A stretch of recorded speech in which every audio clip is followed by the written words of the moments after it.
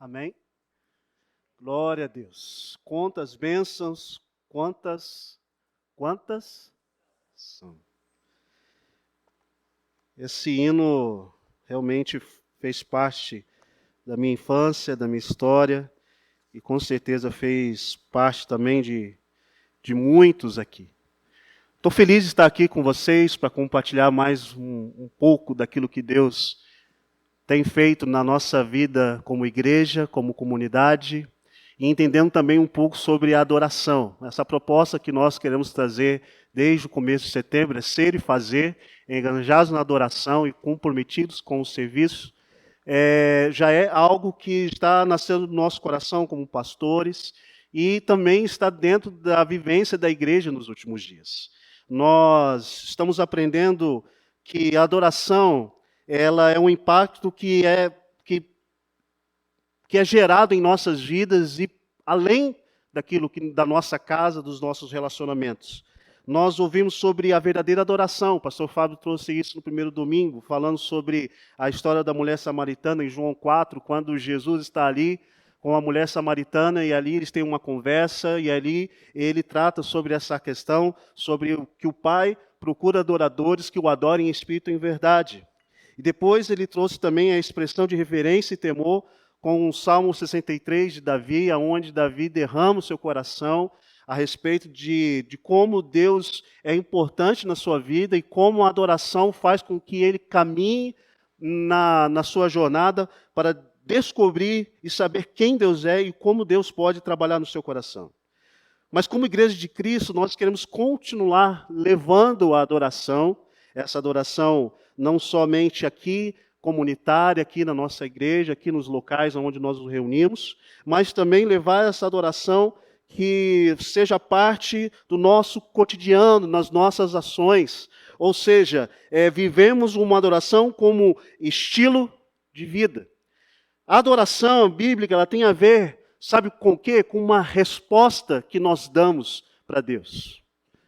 Outro momento aqui eu estava e eu falei sobre adoração e coloquei adoração como se curvar diante do Senhor, se dobrar diante do Senhor, dobrar as nossas fragilidades, dobrar as nossas incertezas, dobrar as nossas celebrações, alegrias. Por quê? Porque é um sentimento que vai crescendo dentro de nós, a adoração faz com que nós sejamos gratos, ou seja, geram um sentimento de gratidão sobre o nosso coração. E quando nós entendemos tudo isso, nós somos encorajados a sermos sensíveis à voz de Jesus, à voz do Espírito Santo e à voz de Deus. Quando nós falamos sobre adoração, nada mais, nada menos do que nós prepararmos o nosso coração para ouvirmos a voz de Deus. Ouvirmos aquilo que Ele quer falar conosco para que a gente possa encontrar, eu vou falar isso mais para frente, mas que a gente possa encontrar o propósito eterno e seguir a nossa vida.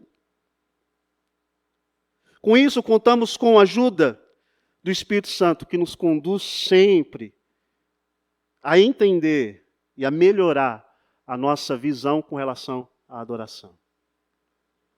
Em muitos momentos nós não temos palavras para expressar o que nós sentimos no coração. E a Bíblia fala isso sobre como o Espírito Santo ele geme com os gemidos inexprimíveis, ele nos ajuda a entender o mais profundo ser, o que nós estamos sentindo na nossa alma. A palavra adoração no hebraico, ela tem uma conotação, ela é descrita como avodá. Ou o significado mais exato significa trabalho, serviço, ou gestos de reverência. Então, quando nós associamos essa palavra adoração com o significado hebraico que está escrito na Bíblia, ela simplesmente significa trabalho, servir. Adoração não está somente relacionado com a questão da música, mas ela está relacionada com a relação de você trabalhar, você servir, você fazer as coisas, você ter o seu tempo ali na sua casa, no seu trabalho, na sua faculdade, e você declarar isso, glórias a Deus. Você foi chamado por Deus para ser salvo por Jesus, e através dessa graça maravilhosa, você será convidado pelo Espírito Santo a servir a igreja. Todos nós fomos chamados por Deus, salvos por Cristo Jesus, para servir, através do Espírito Santo, a igreja de Cristo. E como nós servimos a igreja? Como nós nos disponibilizamos para servir a igreja, como nós entendemos que a nossa vida, a partir do momento que nós deitamos, a partir do momento que nós nos levantamos, nós vamos servir a igreja. E a igreja não é somente essas 4 paredes, a igreja são nós, somos os irmãos que estão aí fora.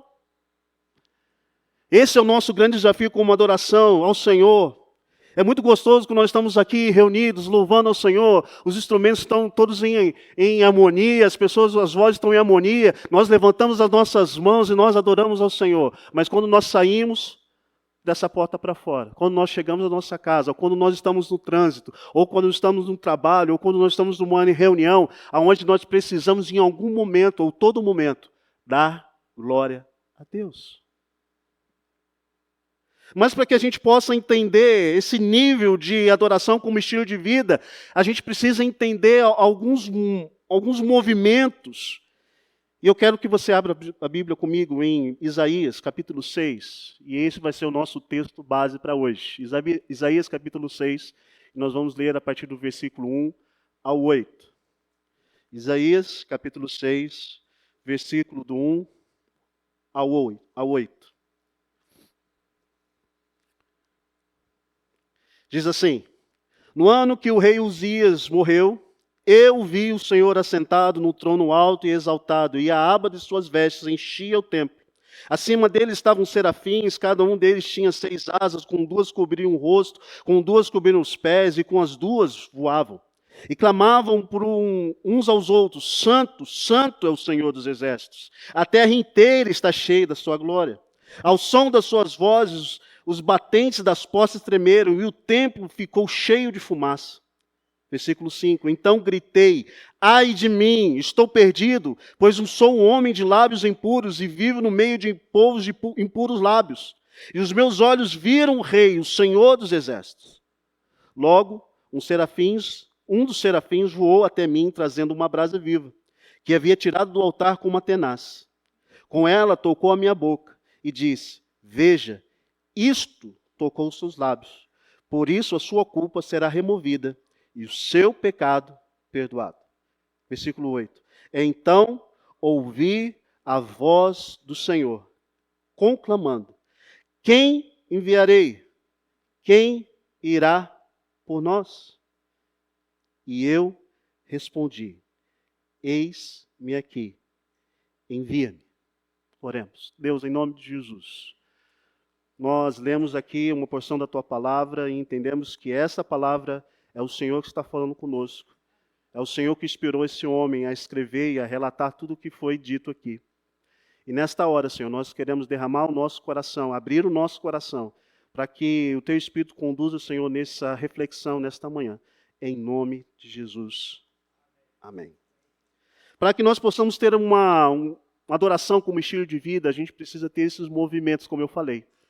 E esses movimentos, eles estão inseridos aqui na vida de Isaías. E o primeiro movimento é a motivação do nosso coração. Vemos aqui no primeiro versículo: no ano em que o rei Uzias morreu. Isaías, ele tinha mais ou menos 21 anos de idade. Ele estava a serviço do sacerdócio, ele estava ali aprendendo o seu ofício e servindo ao Senhor ali no templo. E havia também um reinado bom.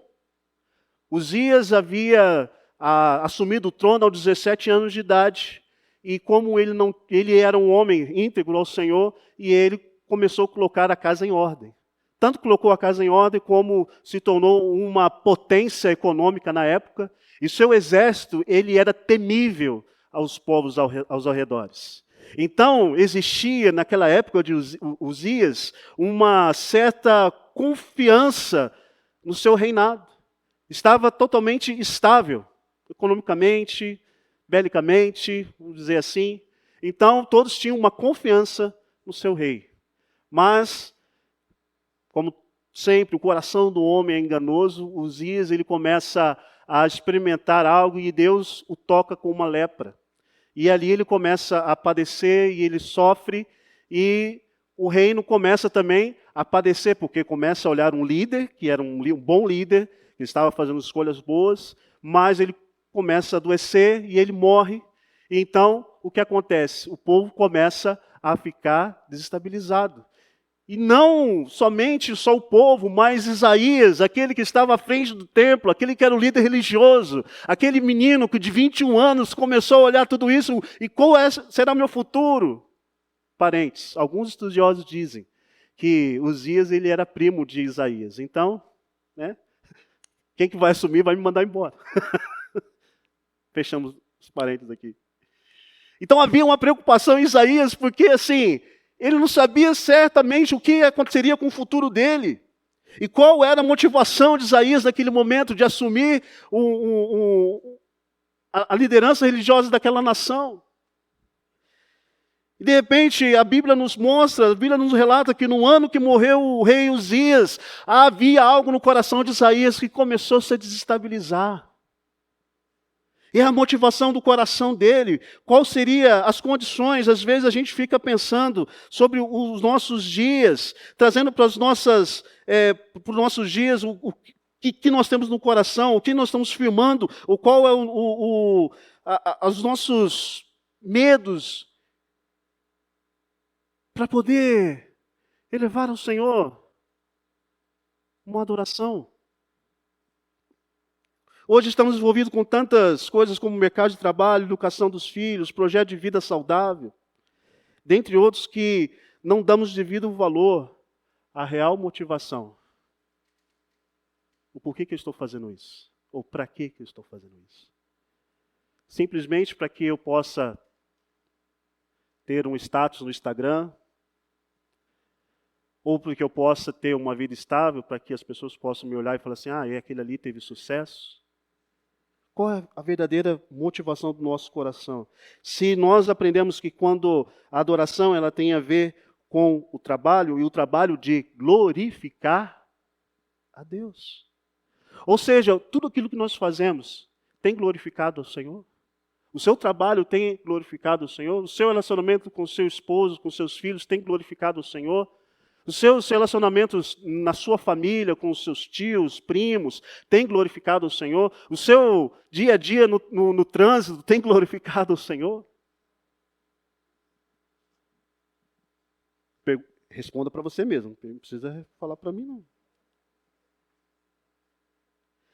A motivação correta, ela nasce no coração, e eu digo isso através de Tiago 4,6, que diz assim, mas ele concede graça maior. Por isso diz as Escrituras, Deus se opõe aos orgulhosos, mas concede graça aos humildes.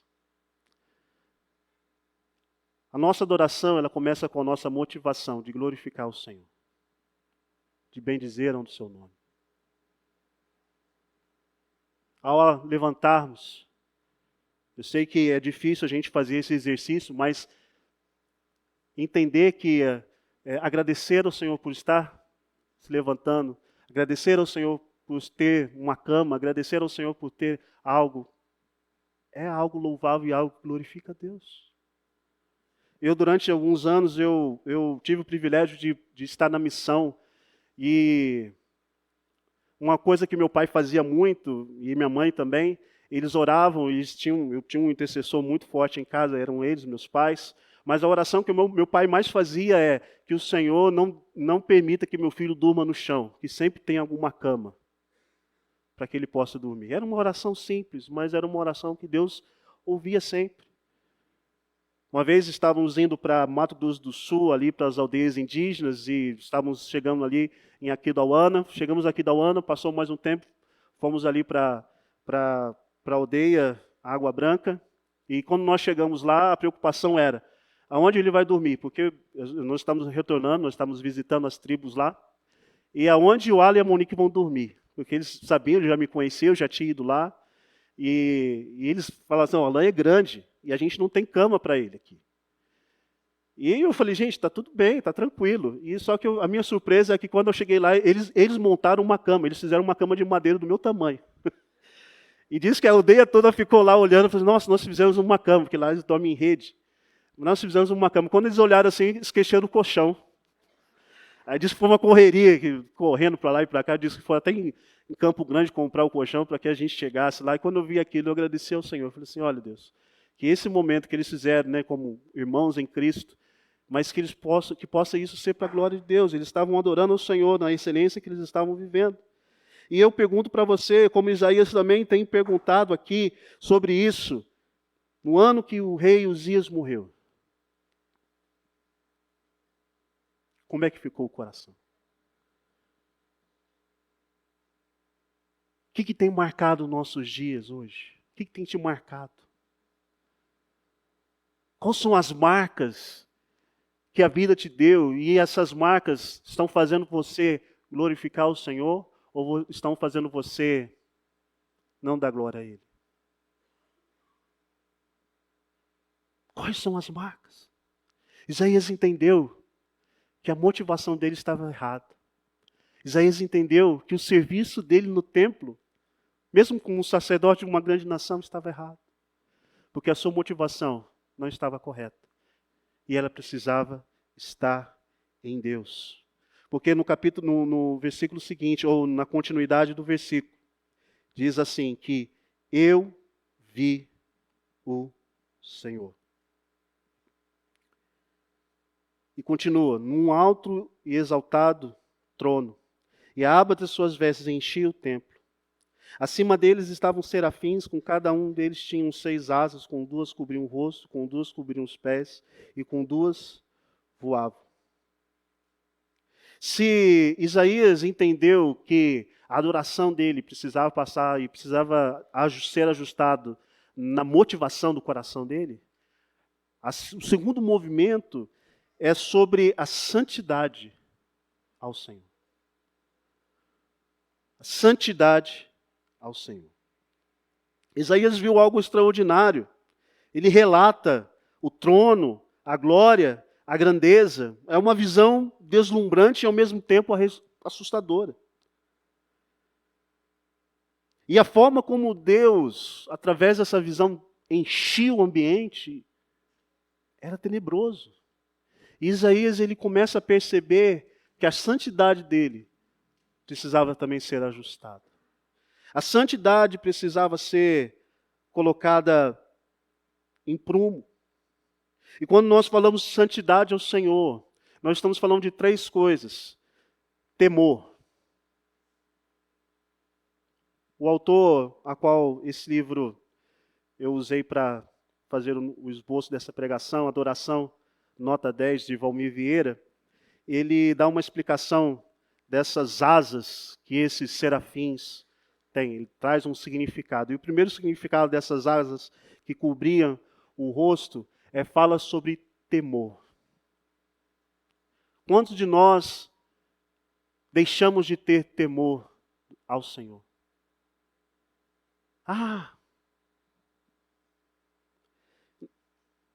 Deus não está olhando, Deus não está vendo.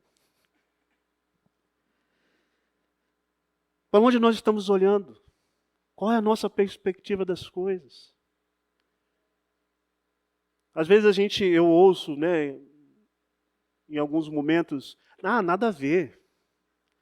Nada a ver. Tinha um pastor amigo meu que ele falava assim, o inferno está cheio de nada a ver.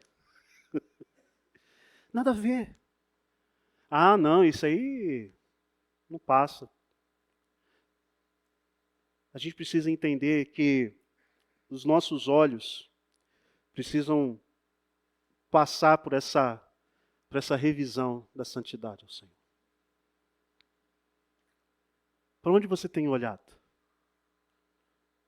Qual o seu objetivo de olhar coisas na internet que desvirtuam o teu relacionamento com a tua esposa? Para quê? Buscar esses momentos somente para alegria? alegria momentânea, satisfatória. Não. Os olhos são as janelas da alma. É através dele que nós observamos, que é o primeiro contato que vai iluminar o nosso coração. Não é à toa que Deus coloca nos mandamentos sobre não cobiçarás. Não é à toa que Deus ele sabe mais ou menos o que nós estamos vendo. E Ele quer o nosso melhor. Como é que tem sido esse movimento de santidade através dos seus olhos? O pastor Fábio costuma falar sobre olhos famintos. E não é só com relação a desejos sexuais. É com relação também até a comida, a glutonaria. Às vezes, né, as nossas mães falavam, né, tem um olho maior que a barriga. Às vezes a gente olha aquela comida assim, você sabe que vai fazer mal para você, mas você come do mesmo jeito. E da mesma forma, a gente faz isso com outras coisas também. A gente olha conteúdos, a gente busca conteúdos e vai fazer mal para a gente, e mesmo assim a gente faz. Porque nós precisamos ajustar a nossa santidade. Os serafins com essas asas em volta dos seus olhos faz-nos lembrar isso, mas tem outra coisa. As asas que encobrem os pés, elas significam uma reverência, ou seja, significa para onde nós estamos caminhando, qual é o nosso caminho. Aqui mesmo em Isaías, se eu não me engano, ou em Jeremias, eu não vou lembrar a referência, mas tem um momento que o povo ele começa a se deslocar e o profeta se coloca à disposição de Deus novamente, e ele fala assim, ó, quando vocês estiverem no momento que as decisões não vierem com facilidade para o teu coração, que você tiver dificuldade de tomar decisões, pare.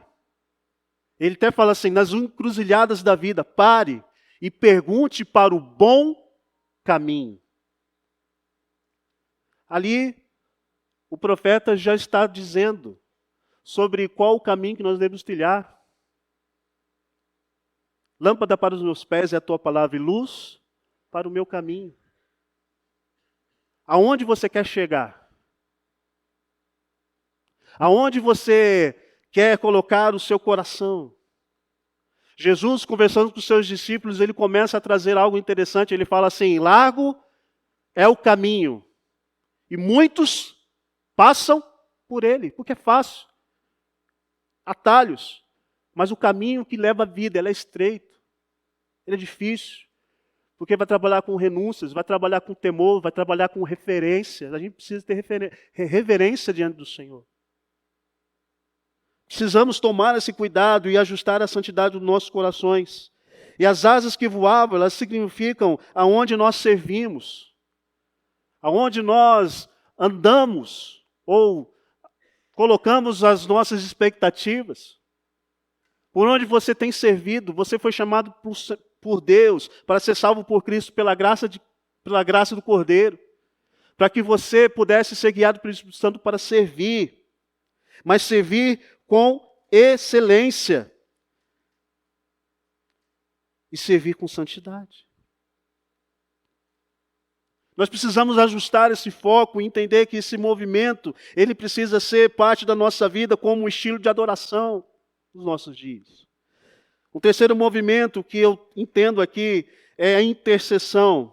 E proclamavam uns aos outros, Santo, Santo é o Senhor dos exércitos, a terra inteira está cheia da sua glória. Ao som das suas vozes, os batentes das portas tremem, e o templo ficou cheio de fumaça. Adorar é um estilo de vida que requer mudança de hábito. Gente, não tem como nós adorarmos ao Senhor da mesma maneira que nós estamos aqui.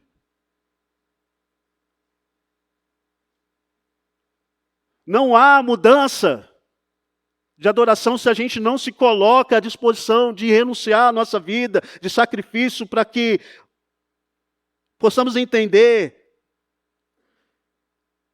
de glorificar a Deus.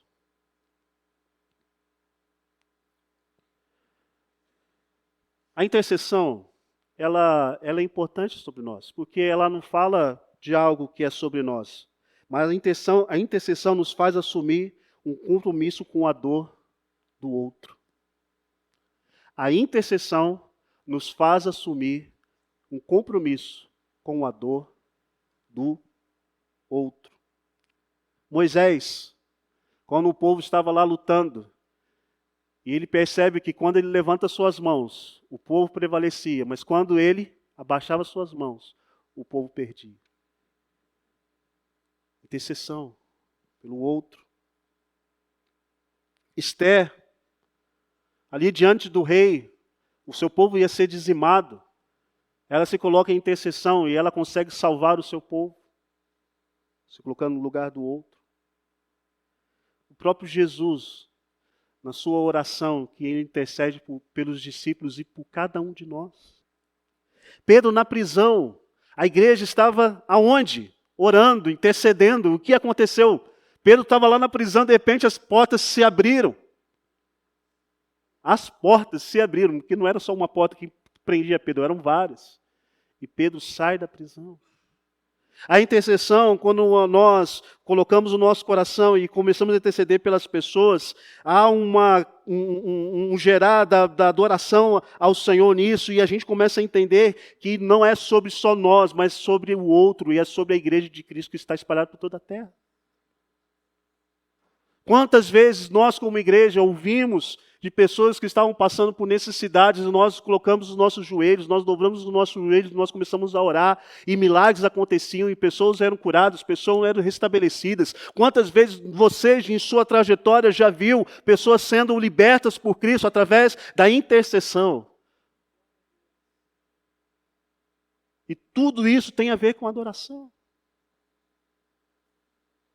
Quantas vezes, através da história da igreja, quando ela se posiciona, e o milagre, e as coisas acontecem. E trazendo isso para as nossas vidas, quantas vezes você não ouve pessoas falando assim, ora por mim. Aí você fala, tá. Aí você vira as costas e já esqueceu. A gente tem que criar esse hábito, por quê? Porque a intercessão nos faz assumir o compromisso com a dor do outro. Pense nisso. Um outro movimento que nós aprendemos aqui com Isaías, além da motivação do nosso coração, da santidade, da intercessão, é a contrição, ou seja, quebrantamento. Que está ali no versículo 5, 6 e 7. Então gritei, ai de mim, estou perdido, pois sou um homem de lábios impuros e vivo no meio de um povo de lábios impuros. E os meus olhos viram o rei. E o Senhor dos Exércitos, então um dos serafins voou até mim, trazendo uma brasa viva, que havia tirado do altar com uma tenaz. Com ela tocou a minha boca e disse, veja, isso tocou os meus lábios, por isso a sua culpa será removida e o seu pecado será perdoado. O arrependimento, ou seja, o quebrantamento, ele precisa ser uma marca de um adorador, ou seja, um estilo de vida que eleva a adoração ao Senhor, ela precisa ser quebrantado. Deus não resiste a um coração quebrantado. Deus não resiste. Mas um quebrantado de quê? De barganha. Eu vou me quebrantar aqui porque eu quero ver o Senhor. Não, é um quebrantado real. Vivo.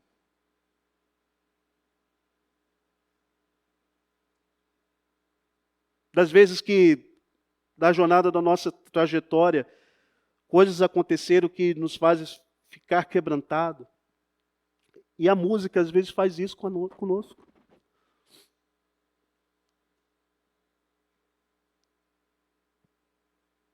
Existia uma moça, uma jovem americana, que ela é musicista, né? Ela tem várias canções.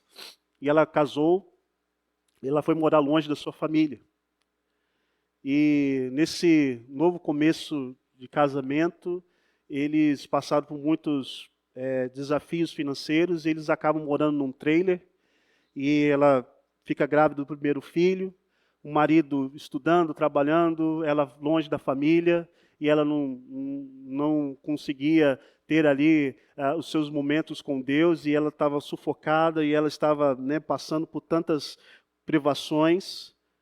E diz ela que ela tentou ali escrever uma música, não conseguiu no seu devocional, criança chorando, a casa, que era um trailer, né? Não podia fazer muita coisa, ela resolveu lá limpar a casa e começou a lavar a louça, e ela começa a chorar, e de repente, num balbuciar ali do seu movimento, ela começa.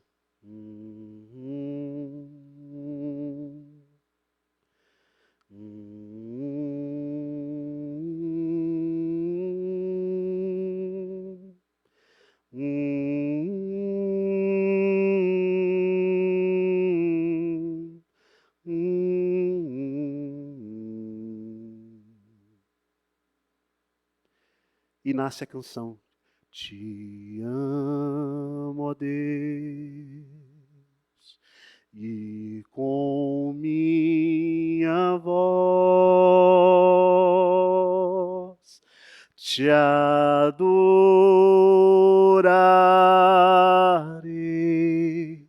ó meu Deus de amor. Escuta, ó Deus, este meu cantar, que seja um doce, doce som para ti.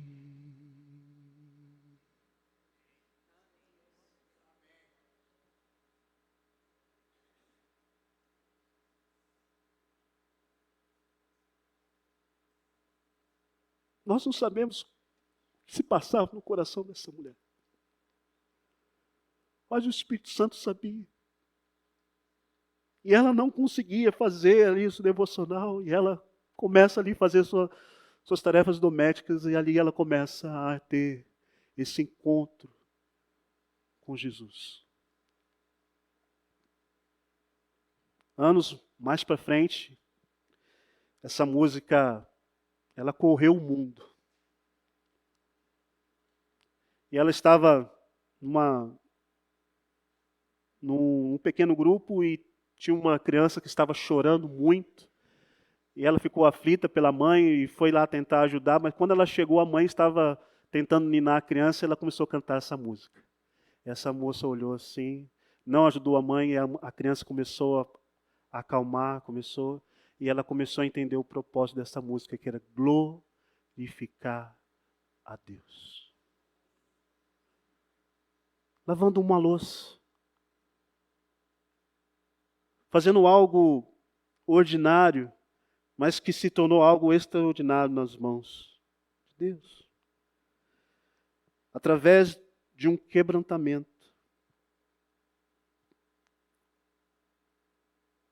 O quinto movimento é sobre a missão.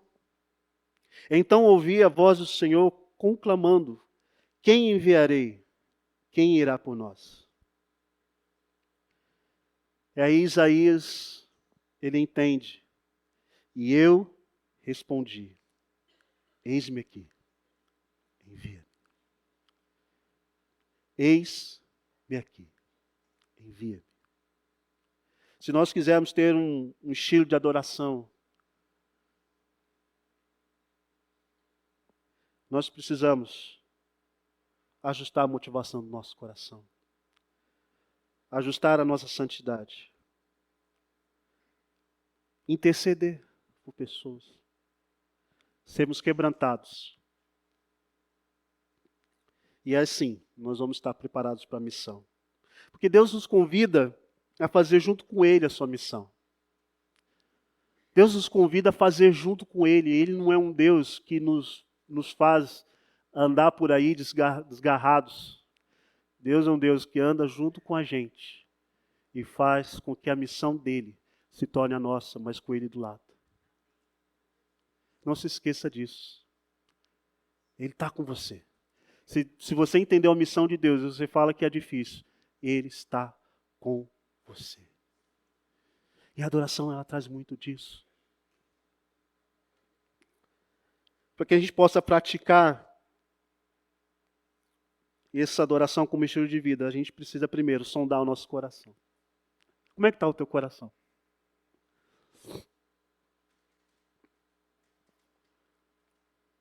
Como é que tem sido a sua motivação? Quais são as marcas que você tem e que fazem você glorificar a Deus e não fazem você glorificar a Deus e você vai ter que fazer um ressignificado na sua vida?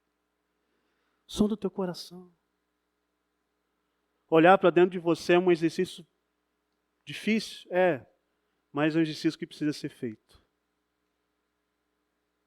Às vezes olhar no espelho e falar, e aí, como que você está? Você está bem? Uma outra prática é busca ao Senhor de todo o seu coração. Porque isso vai ajudar na sua santidade ao Senhor. Sabe por quê? Porque quando nós buscamos o Senhor de todo o coração, nós somos sinceros, sabe? Aquela oração que você chega perto de Deus e fala assim, Deus, eu não quero orar, eu não estou com vontade. Eu não aguento mais aquele trabalho, eu não aguento mais aquela pessoa. Aquela pessoa me tira do sério. Mas eu estou aqui. Me ajuda, me ensina, me transforma, me molda. Eu quero ter um estilo de vida de adorador, então eu quero que o Senhor me ensine sobre santidade.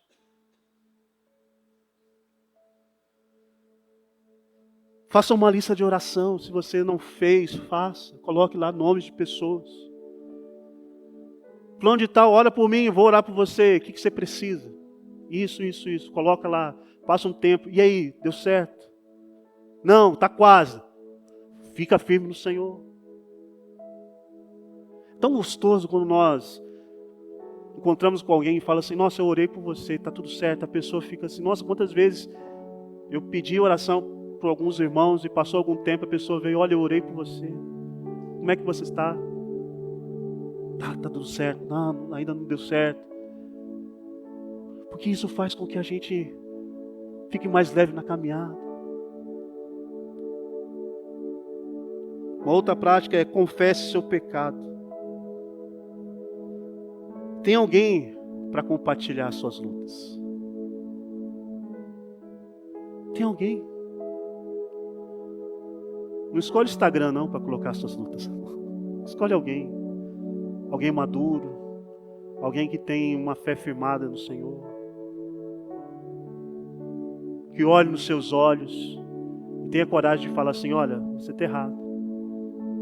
Mas eu estou aqui, eu vou te ajudar, vou orar por você. Confesse. Tiago fala isso para a gente.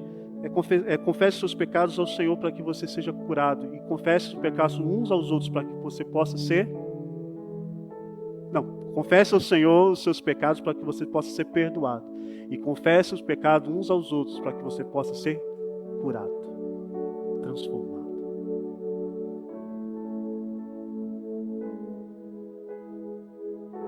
Às vezes nós temos medo dessa prática, de confessar o nosso pecado.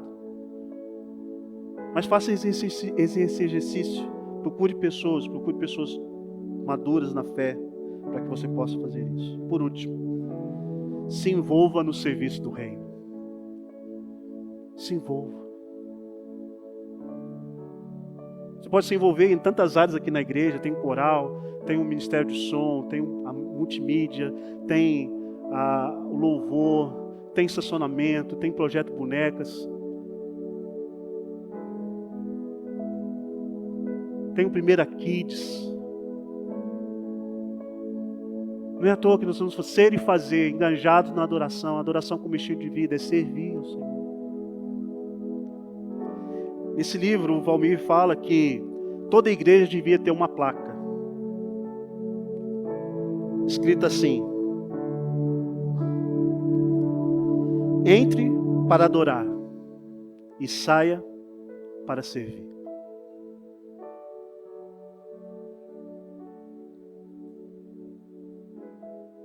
Nós entramos aqui, nós fazemos um culto público para glorificar o Senhor, mas para nos enchermos também da graça e da misericórdia de Deus, para que a gente possa sair e servir aquelas pessoas que tanto precisam. Que a nossa adoração como estilo de vida seja uma motivação certa, que gere santidade por onde nós passarmos. Que haja intercessão por justiça, que gere contrição por sua causa de Cristo e que leve e cumprir a missão de compartilhar as boas novas de Jesus. Adoração como estilo de vida, ela tem que passar por esses movimentos. Se você, como Primeira Igreja Batista de Campinas, ou como você, como Igreja de Cristo, eu quero ter uma vida, um estilo de adoração. Comece pela sua motivação. Como está o teu coração? Sua santidade ao Senhor. Por onde você tem olhado? O que você tem consumido? Por onde você tem caminhado? Quais os seus olhares têm levado? Quais os caminhos que você tem feito? E como você tem servido? Com excelência? Ou, estão me chamando, eu estou indo. Não. Faça isso com excelência ao Senhor. Com intercessão. Orando pelos seus irmãos. Sabendo da luta, mas sabendo que existe alguém que está orando ali. Não só por você, mas pelo outro. Quebrantamento, contrição. Se você tiver que chorar aos pés de Jesus, chore.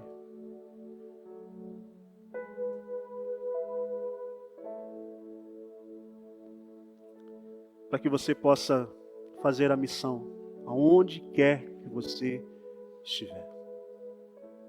Baixe sua cabeça, feche seus olhos. Deus, em nome de Jesus, nós queremos trazer sobre o nosso coração a Tua palavra. A Tua palavra que gera em nós impacto e também, Senhor, transformação. Nos ajuda, Pai, a sondar o coração. Nos ajude a buscar o Senhor de todo o coração, Pai. Mesmo nos dias ruins, difíceis, onde não saem palavras. Nós possamos olhar a dor do outro, Senhor, e se compadecer com um deles, Pai. Confessar, Senhor, o nosso pecado e entender que nós seremos perdoados e seremos transformados por Ti. E se envolver, Senhor, no serviço do Teu reino, Pai. Nos ajuda, Pai, a caminhar nesse estilo de vida, para que o Seu nome seja glorificado. Em nome de Jesus.